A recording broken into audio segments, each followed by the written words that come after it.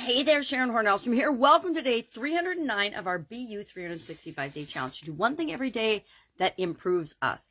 Today, for No Nonsense November, today is day 5 of our No Nonsense November, where I'm just sharing one of the biggest life lessons that I've learned, the things that I've learned along my 62 years here on the planet that have helped me the most. Now, I'm not going to pretend I learned these the first time I heard them or even the 100th time I heard them.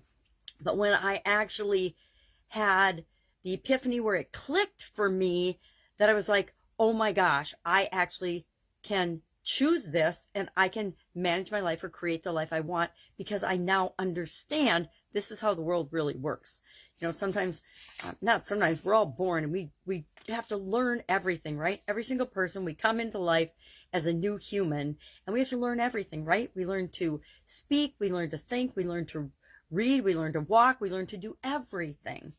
And one of the things that I was exposed to, probably whenever Tony Robbins started teaching it, the whole thought about the primary question. And I don't remember if it was in Awaken the Giant Within or if it was in remember the 30-day tape program that he did.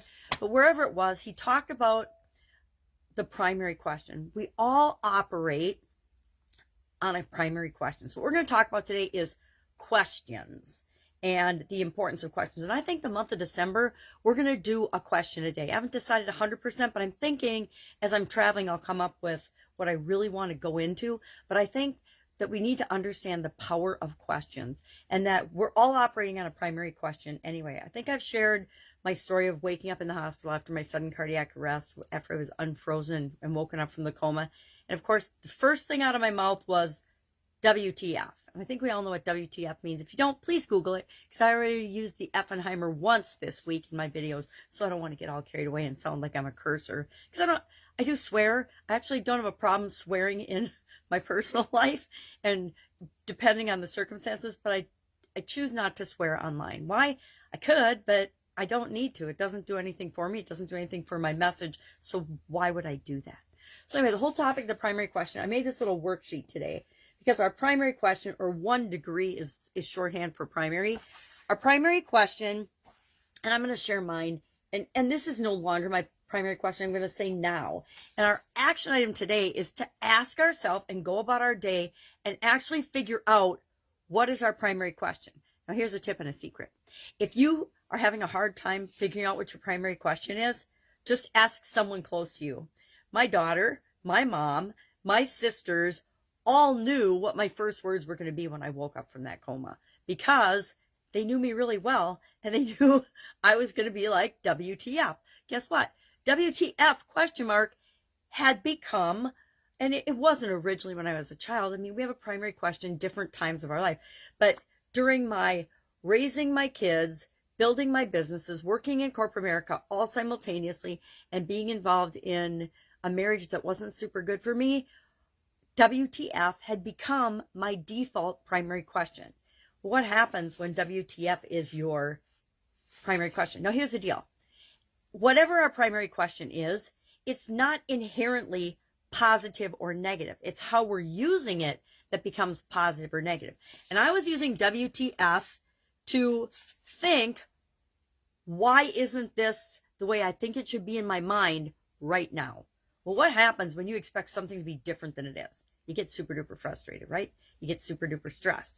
What happens when something is never exactly how you think it should be? Because guess what? What is the probability that anything in our lives is exactly 100% how we make up in our minds that we believe or think it should be?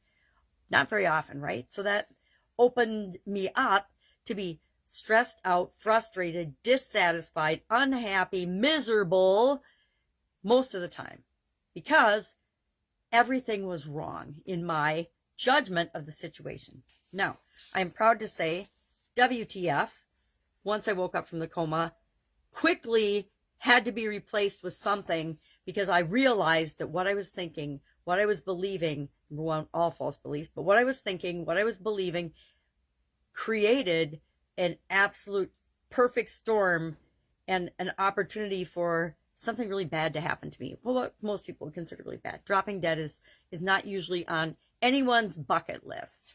So I knew pretty soon after I woke up from that coma, as I was trying to figure out what the heck had happened to me, that I had to do something. And I had to do something big. But guess what? It wasn't really that hard, and it wasn't really that big. I think I probably spent about a week doing this, actually. If I'm honest, the very first time I had identified what my primary question was.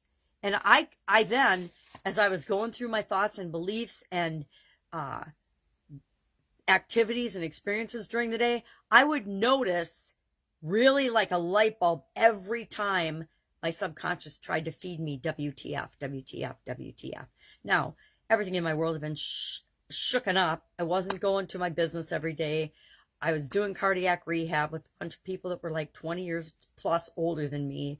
And it was very important that I realized I needed to change this question, and that I could. So I went back, I found my Tony Robbins information, I reread it and learned how to do this. How do you change your primary question?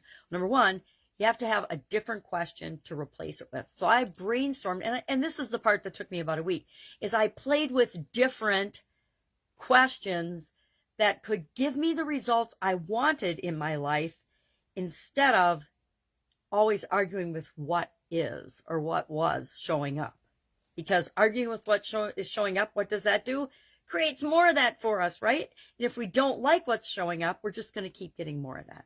So I finally landed upon, for quite a few years actually, the primary question to use as, what am I creating now? Now again, what am I creating now turned out to be a really good question for me versus WTF, because if every time I heard WTF, I quickly substituted, what am I creating now?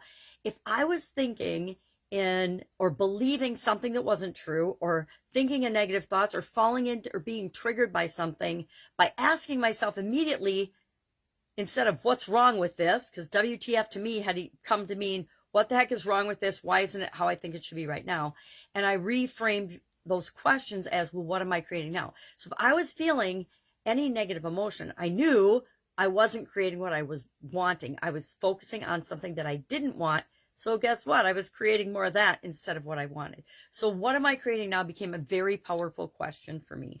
Now, I think I could probably use what am I creating now a little bit more in my life, because I've fallen into some kind of bad habits since the pandemic, like so many of us. So what am I creating now? And again, what I want to do what I did do as I was analyzing each of the different questions I came up with, because I can't even remember, and I'm sure I wrote it down somewhere, which I have no idea where it is, but it's in probably one of my, hundreds of notebooks that I have, because I literally have at least 100 different notebooks where I've captured information that I've learned.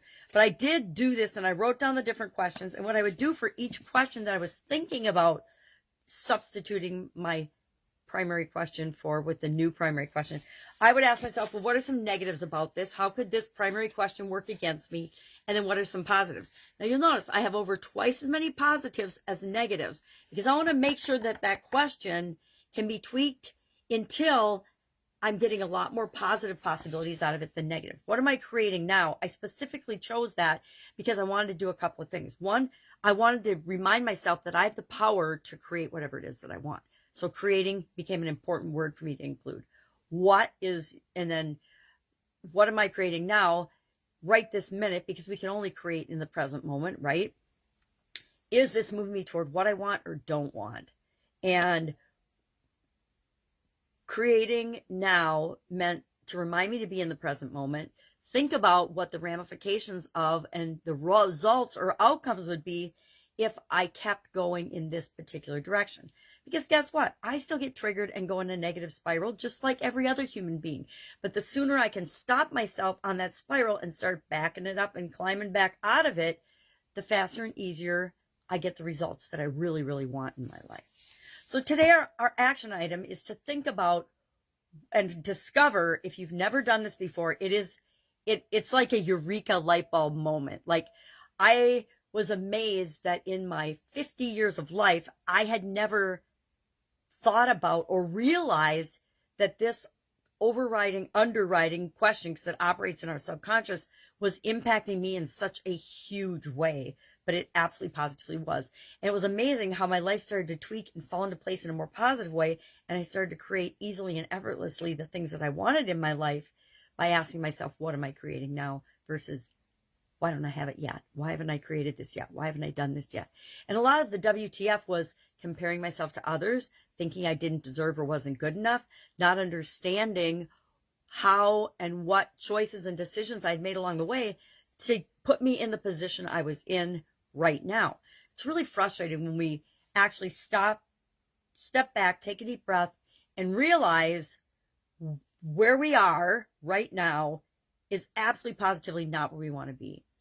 And I get that way too. I mean, there's aspects of my life that I'm absolutely positively not where I want to be. But if I keep focusing on and beating myself because I haven't done something yet, or thinking negatively about where I am in that area or aspect of my life, guess what? I just stay stuck there. Stuff will happen that buries my feet and makes it impossible to move in the direction I want to go. So what do we do for that? We have the power all the time within us to change everything. We just have to believe that we do and know that we do, and then start doing it by changing our thoughts, changing what we're thinking about and believing, because our beliefs are just thoughts we've thought a lot or that got locked in when we had a significant emotional event, and we seldom question them, right? We just let our beliefs and our past experiences help us make decisions right now. And that keeps us safe, very, very safe in our comfort zone and alive. But are we really living, or are we just surviving and getting by? I'm going for thriving these days, not just surviving and getting by. Spent a lot of years just getting through the day. And that's not a very rewarding way to live our life. I mean, if I'm just getting through the day every day, my experience of life is that I'm just surviving. I'm not thriving. So, primary question, share yours in the comment below.